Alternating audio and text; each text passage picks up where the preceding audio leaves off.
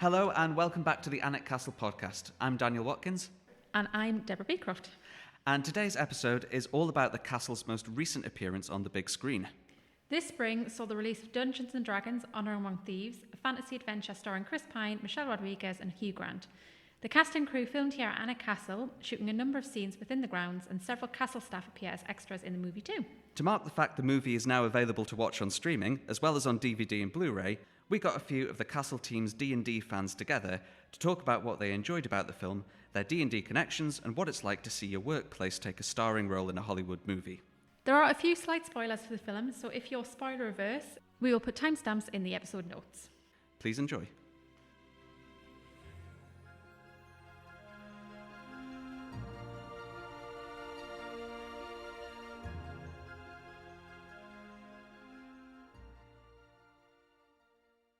We are joined on today's Alnwick Castle podcast by members of the Castle team to talk about Dungeons and Dragons: Honor Among Thieves. Hi, everybody. Hello.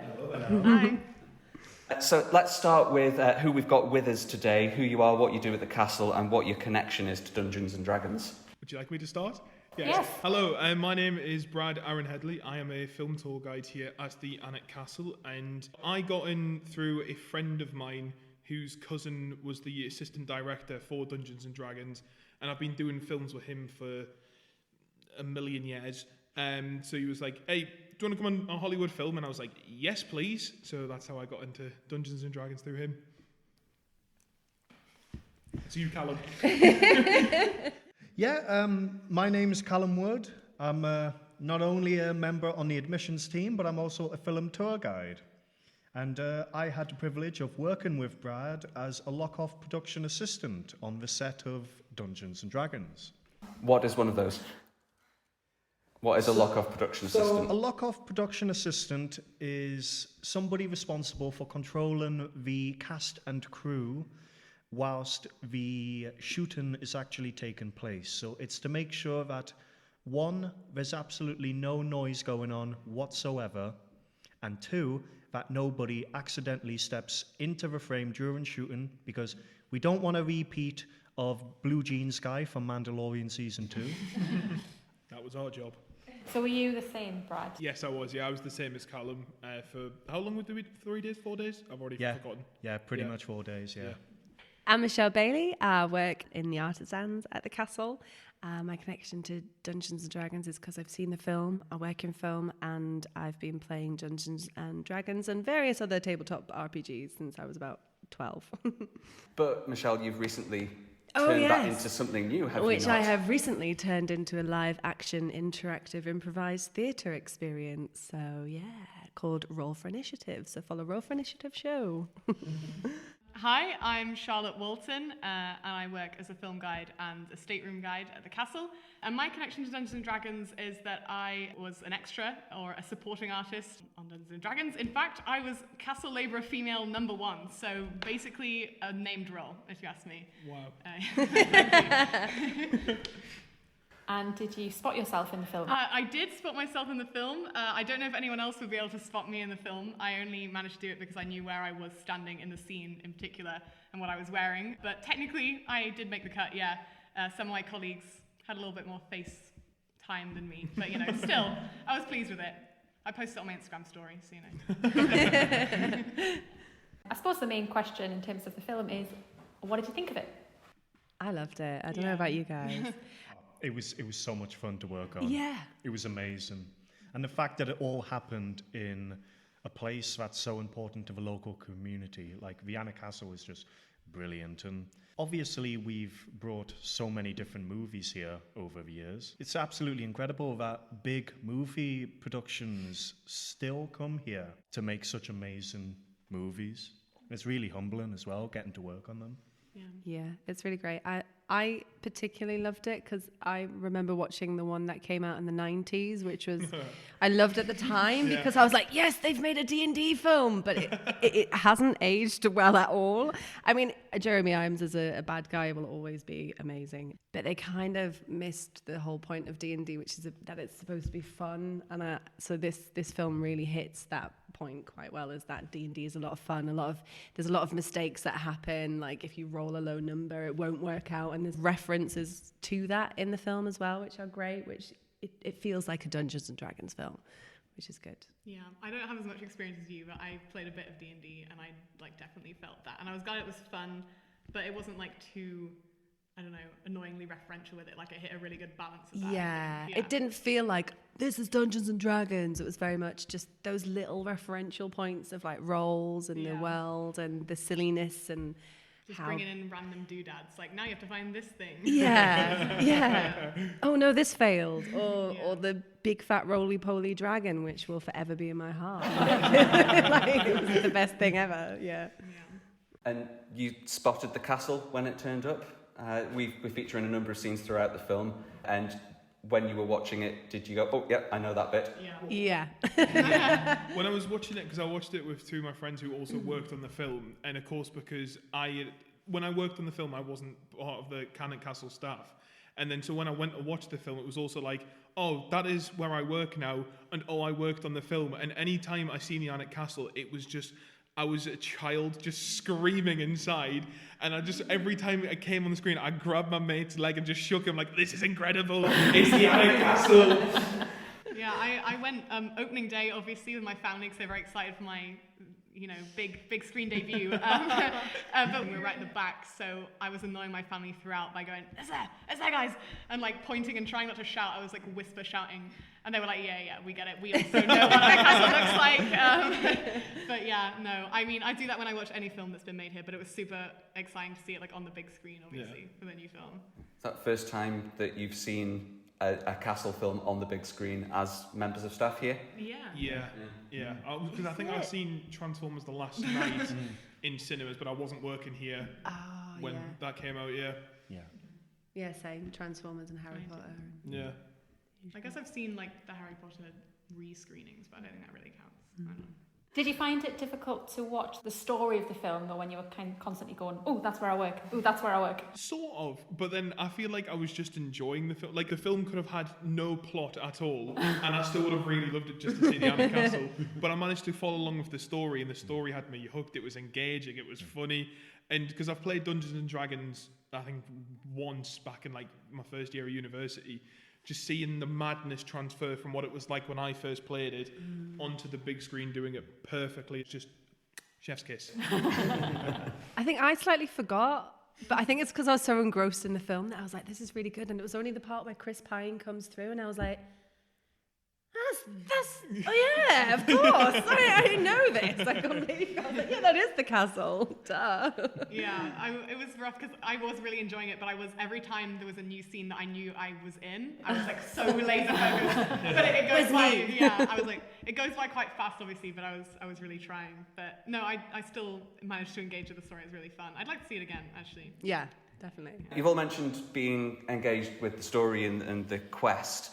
Did you have any favourite parts that, if people are going to watch the movie? I don't know if it's just pure vanity, but I think the entire bit with the illusion scene with Edgin and just him playing the lute and everything, that scene is, I don't think I've ever laughed so hard in the cinema. I mean, me and Callum watched that scene being filmed, and watching it being filmed was insane madness. But then watching it on the big screen, I thought I was going to pass out and faint from laughing. It was so good.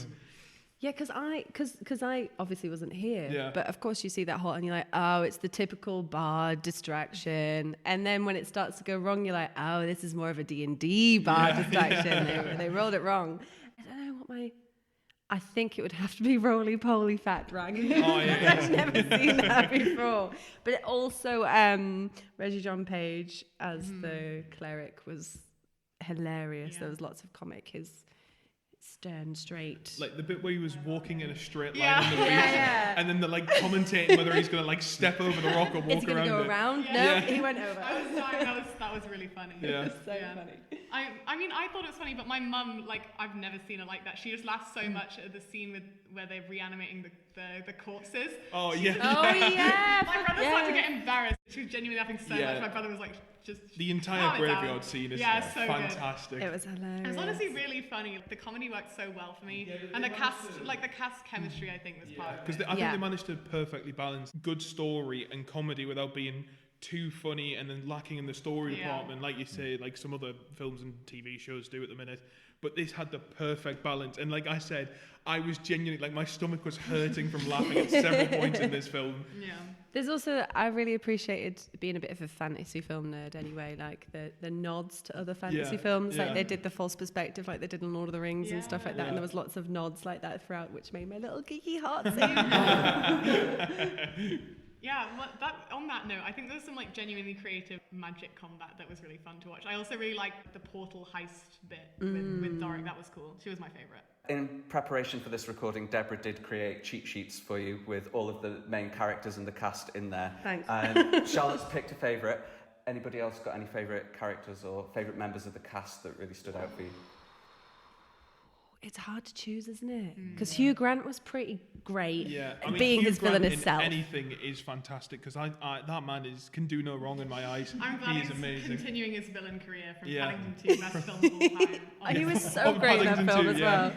Michelle Rodriguez was really great as well. I really loved Michelle Rodriguez's character, Holger and Edgin, played by Chris Pine. I really enjoyed their platonic relationship. That was really refreshing, actually, that they didn't have to, like, being madly in love with one another. Yeah, it was really nice and it was really good. And also Reggie Jean Page, I know we talked about him before, but he was so funny. Yeah, he was really, really good. He was one of my favourites. Yeah, I was a bit worried about it because, of course, everyone saw him in Bridget and he was quite stern and, you know, sour-faced and dour. And I was like, I don't know if he'd work in it. But I actually think he played on that part of himself really well, that it did carry quite hilariously. Yeah.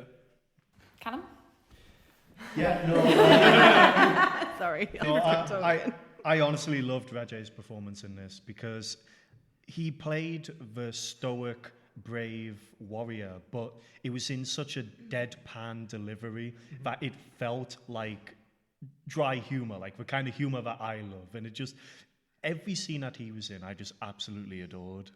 He's just, and it helps that he's actually quite handsome as well. Very true. So for those of you who were around for filming, whether working or as a supporting artist, welcome. What were your favourite memories of working on it? That's a good one. I think probably the ice cream for us, that was fantastic. Yeah. There was it was like boiling hot temperatures and everyone was sort of sweltering in the heat.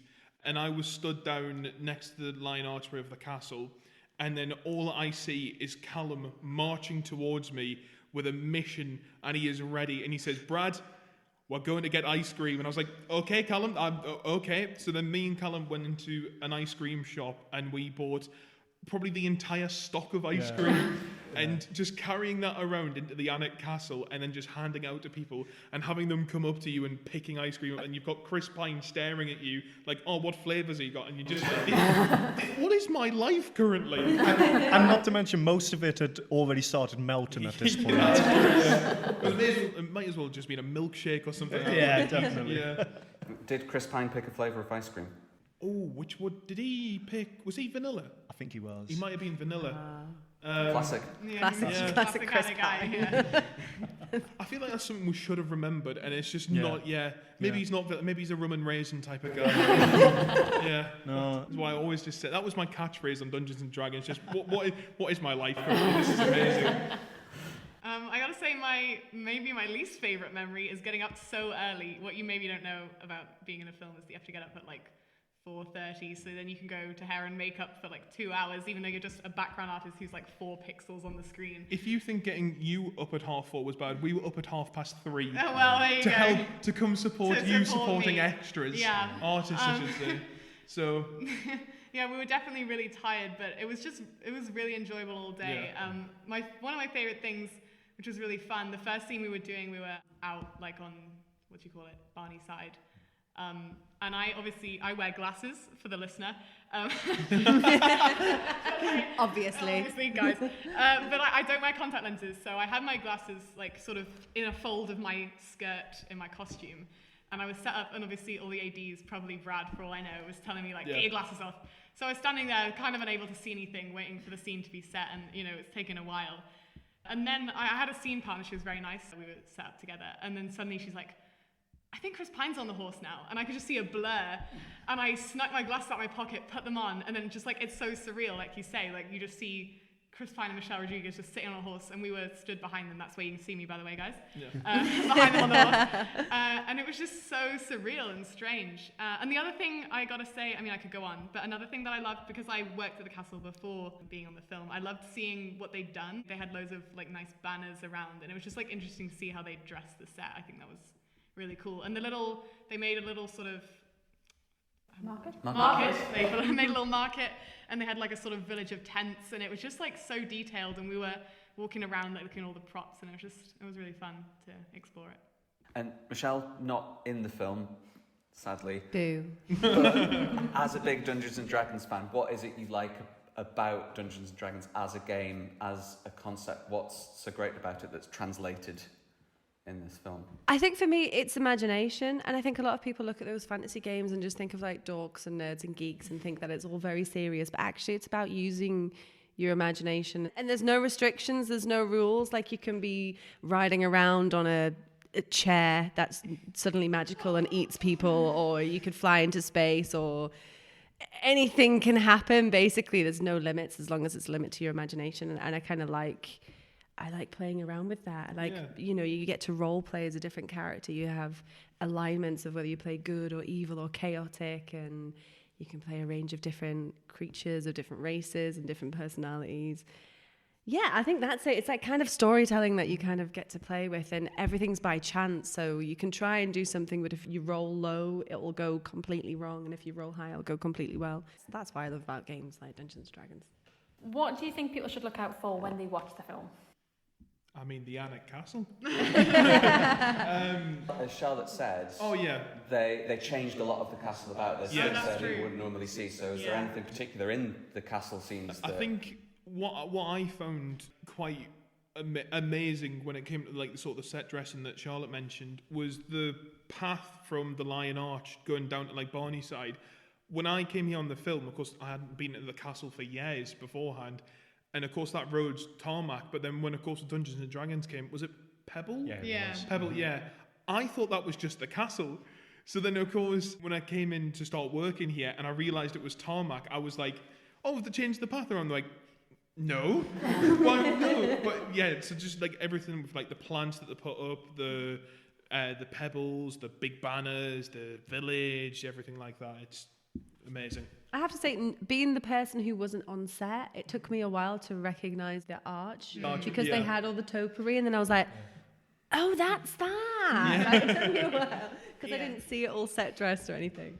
Yeah, and some of the scenes as well, there's like obviously CGI sort of enhancement, like the one where they're riding up on the horses.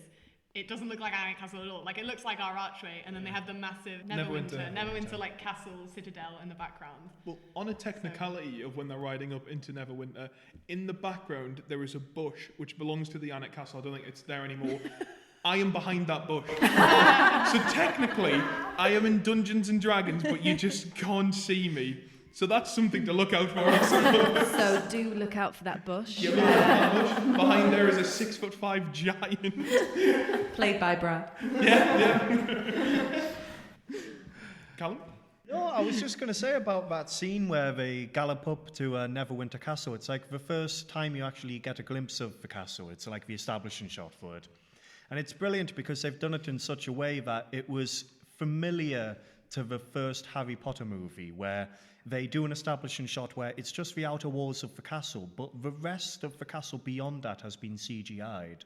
So those walls are famous because not only can they claim to have been Hogwarts, but also Neverwinter Castle. Wise words. Yeah. What was the question? What was the question? What should people look out for in the film, in the castle? Maybe the scene that no one's mentioned that you can't tell is the castle, but is down by the wall. Oh, yeah. There's a scene where the villain, who's, Safina, is sort of entering on a boat, and it's on a little misty river. And if you look at the bridge at the top corner, you might see a little lion statue on there, which is a hint that it's the Lion Bridge down on the River Aln, which is in front of the castle. And then they sort of come up towards the castle and they walk around the Capability Brown Walk area, which is at the front. So yeah, that one is difficult to sort of notice if you're not really looking for it. So yeah, witch on the misty river, and then walking with some lackeys. I'm going to have to rewatch this film now. Because I think when they were just going on, because I forgot about that scene entirely. Well, because I wasn't on set for that. That was on the day where... I think what was so good about that is when they filmed it, like I said, it was the boiling hot weather, blue skies and everything. But like they let off a massive industrial amount of fog, and it really enhanced the scene to make it look spooky and scary. Because I feel like if you didn't have the fog, it would just be like, oh, okay, this is not a way to introduce your main villain in the story. But the fog just enhanced it, and it just made it look so amazing, cool, fantastic, mystical. That's a good word. It may have also been to hide some of the cars that were currently coming off the old area. Yeah, that's also a good show. Probably to hide some of the Ford Fiestas that kept beeping at us. But I remember when they were sort of announcing the film, they were talking a lot about like using practical effects, which they definitely used a lot in the film. And there was like a part during the market that they cut, and they had like a real fire breather on set. She was all painted red, and she was fire breathing, and it was like so cool. We didn't know it was going to happen. I mean, you're not told that much as supporting artists. They're just like, stand over there, walk around when we say to. Yeah, and I was like walking quite close to it in that scene, and she just suddenly went in fire. It was like so cool. There was loads of stuff like that. There's just so many details like that, but I like the use of practical effects. Obviously there's CGI because there always is these days. Yeah. Thought that was nice. And the practical set dressing too, like I said, they could have used way more CGI for that, but feels a bit more sort of real and old school in a fun way. They even gave us a portcullis. Yeah. Yes, they did. Yes. Good shout. Because was that going into the courtyard? Yes. Yeah. I forgot about the portcullis. Yeah, because you'll notice that the portcullis is not there. Movie magic. So 3 of you do film tours. Yes. Yeah. Do you get a lot of visitors asking about Dungeons and Dragons? How's it? Last year, I had more people asking us, and I wasn't allowed to say yes. But now this year, not a single person is asking me up until the point I mentioned Dungeons and Dragons was filmed here. It's really weird how it's worked out. Whenever I've mentioned it on tour, people in the crowd have been sort of nodding enthusiastically, and I like to plug it and tell people to look for me. That's my real agenda. But no, people seem interested. Wait until the sequels and they True. come back and people are like, oh yeah. Becomes a phenomenon. Please. I hope they do. Have you got any final things to say about Dungeons and Dragons or your experience here watching the filming, or anything you'd like to add? Michelle, this is a chance to tell us all about Roll for Initiative. Thank you. If you are interested, I have created an interactive, improvised, play-as-you-go sort of adventure quest theatrical show called Roll for Initiative. So we'll be doing lots of different shows around the Northeast and taking it on tour. So do follow us at Roll for Initiative Show, or follow #Roll for Initiative Show on Instagram and Facebook and find out what we're doing. We're doing lots of different comedy sketches, etc., etc. If you're an RPG gaming, tabletop RPG games fan.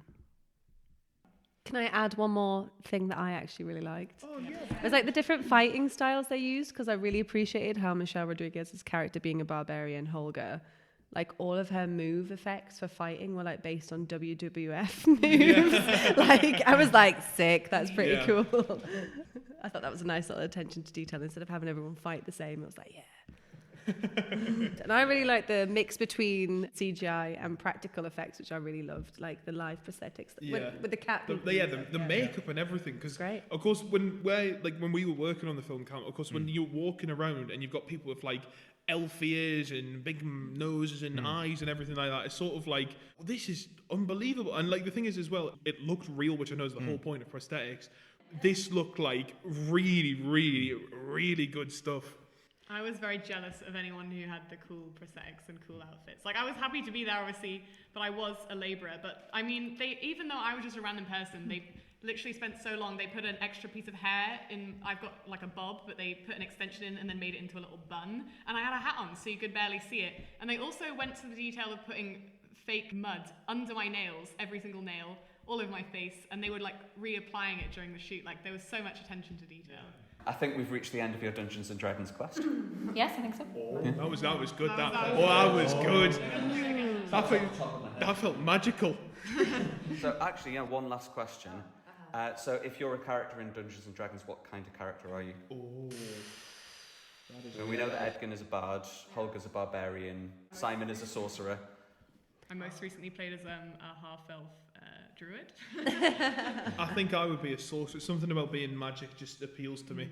Just sort of, I mean, I wouldn't use it like Simon in the film where he's stealing people's money. I wouldn't do that, but just sort of essentially be like a magician just at kids' parties, but like completely blow their head off when I just actually managed to bring out an entire life-size Toblerone out of thin air. That's sort of the first thing I could think of. Right? Is that what you think children want at birthday parties? Are you telling me as a child you don't want a life-size Toblerone? But yeah, it's just but something about just being a sorcerer. Yeah, it would be. That just sounds right up my alley. Being magic. You know what? Get him for his birthday. I would probably just be an alchemist, because with the nature of D&D, of course, if you roll a certain low number, and one of these potions that has been used to try and enhance your team ultimately ends up going awry, and it completely puts the whole campaign on its head. And that's the sort of thing I love about D&D, how random and sporadic it is, and how it can be going brilliantly 1 second and then absolute shambles for the next. Have you played a lot of D&D, Callum? I used to play it a lot, yes. I need to get back into it, admittedly. Yeah. I was going to say a bard, because I think they're always really fun, and they're always chaotic neutral, and they always are like the wild card that shouldn't be there, but they always add the fun. Whether it's like Chris Pine in Dungeons and Dragons, or Scanlan in Vox Machina, or Jaskier in The Witcher, like they always kind of bring the crazy fun. But yeah, I love bards. Can I do mine again? Whatever I'd definitely be a magic user, because since I've been a kid, I've just been obsessed with the idea of being magic, and that's the most fun. But yeah, I also think I would probably be chaotic neutral. I think that's the most fun alignment. You know, you just never know what you're getting, and as we've been saying, that's the nature of D&D. It distilled as chaotic, chaotic things, but in the most fun way possible. Yes, thank you very much for joining us to talk about Dungeons and Dragons Honor Among Thieves. Woo! Go watch it.